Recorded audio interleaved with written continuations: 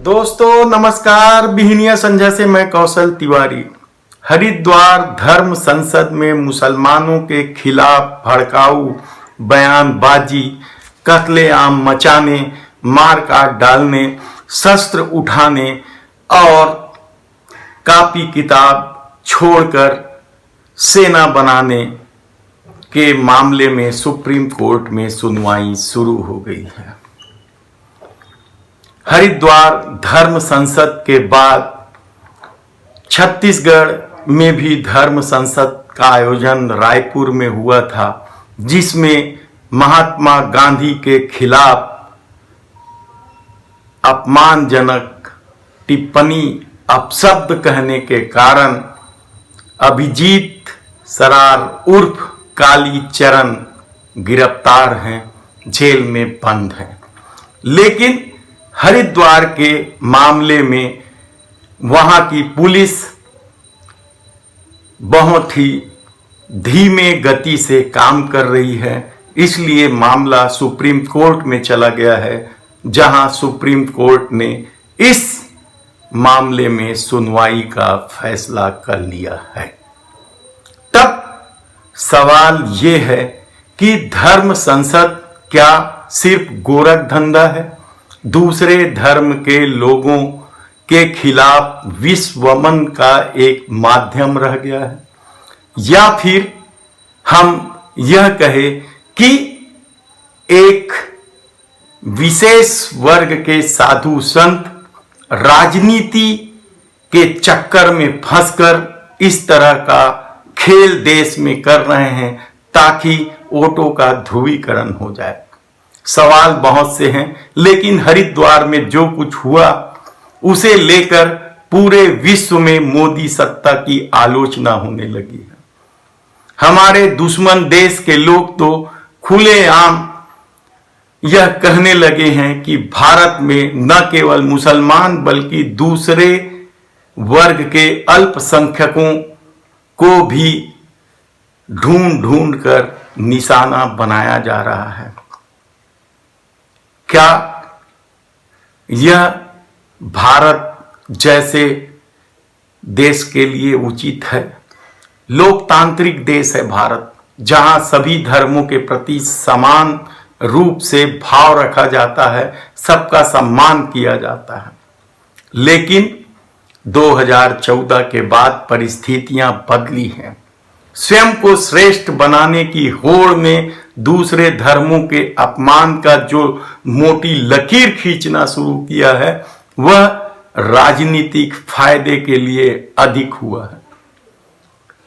1960 हमने पहले भी कहा है कि 1960 के पहले हमारे सभी धर्मों के साधु संतों ने जिस तरीके से इस देश में एक सौहार्द कायम किया था, उसे राजनीति ने छिन्न भिन्न कर दिया है।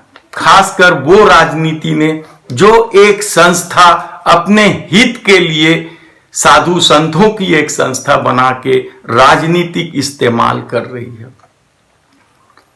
हमने पहले भी कहा है कि इतिहास कागज में उकेरने से पहले मानव शरीर पर लिखा जाता है। संत इस देश की जननी है। इस देश में बहुत सारे साधु संत जन्म लिए। स्वामी विवेकानंद, रामकृष्ण परमहंस, तुलसीदास, वल्लभाचार्य जी, आप फेरिस्त देख लीजिए। छत्तीसगढ़ में वल्लभाचार्य जी, गुरु घासीदास जी, कबीर जैसे संतों का यह देश रहा है। महावीर, स्वामी बुद्ध, गौतम, तमाम तरह के भगवान के रूप में जन्म माने जाने वाले संतों ने इस देश की सौहार्द को बनाने में अपना सब कुछ होम कर दिया।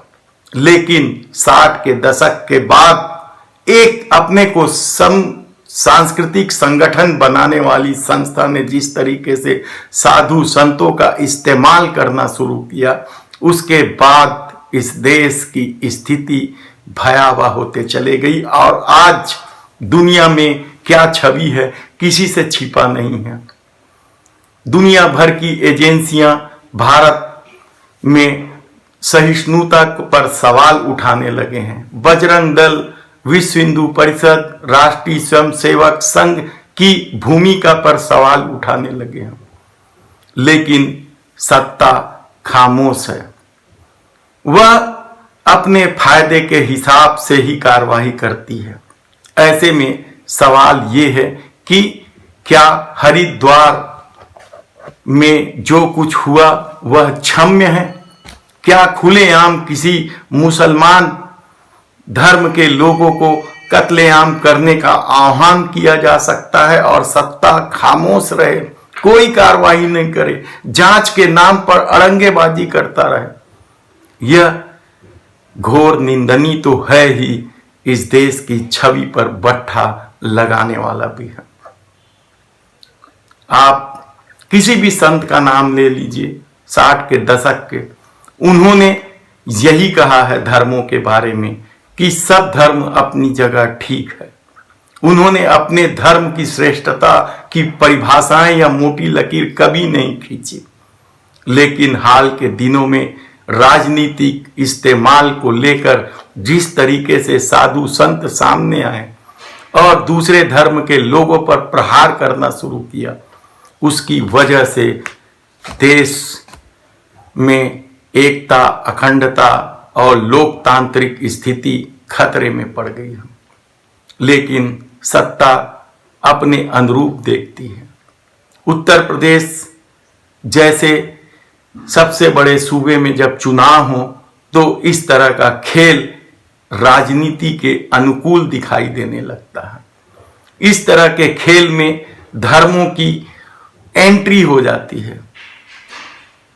क्या इसे रोकना जरूरी नहीं है? क्या साधु संतों को भी समझना नहीं चाहिए कि वे ही संत महान हुए हैं इस देश में? उन्हीं संतों की पूजा होती है जिन्होंने सभी धर्मों के प्रति आदर भाव रखा और सभी धर्मों का सम्मान किया।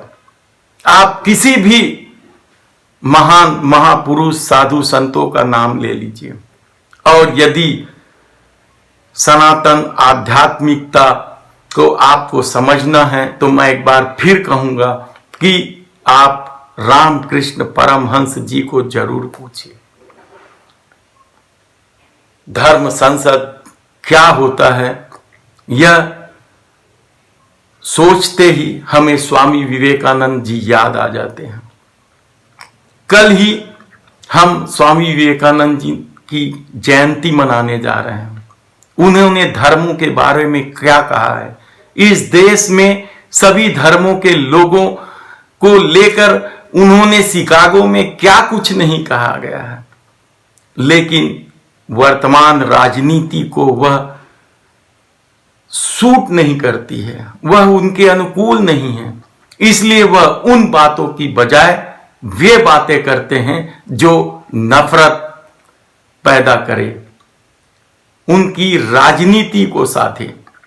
आप एक बार जरूर सोचिएगा कि क्या ये वाकई में साधु संत हैं जो इस तरीके से नफरत भरी बात करते हैं? और क्या उनके आह्वान में कोई व्यक्ति अपने बच्चों की पुस्तक कापी छीनकर उन्हें हिंदू रक्षा में लगा सकता है? कतई नहीं। लेकिन राजनीति का अपना चरित्र है, और यदि ध्रुवीकरण राजनीति के चरित्र को अनुकूल लगता है तो वह बार बार धर्म के शब्दों का इस्तेमाल करता है। कभी वह युवा कुंभ की बात करता है, जबकि कुंभ की अपनी महत्ता है। कुंभ शब्द ही अपने आप में महान है, लेकिन वह उसका इस्तेमाल करता है। धर्म संसद का अपना महत्व है, लेकिन कोई भी धर्म के 4 लोग इकट्ठा होकर धर्म संसद का आयोजन कर देते हैं। क्या यह गोरख धंधा चलाया जाना चाहिए? क्या यह गोरख धंधा के खिलाफ कड़ी कार्रवाई नहीं की जानी चाहिए? अभिजीत उर्फ कालीचरण छत्तीसगढ़ में गिरफ्तार हुए तो कई हिंदूवादी लोग सामने आ गए थे, वे जेल में हैं। उसके बाद हिंदूवादी गायब हैं।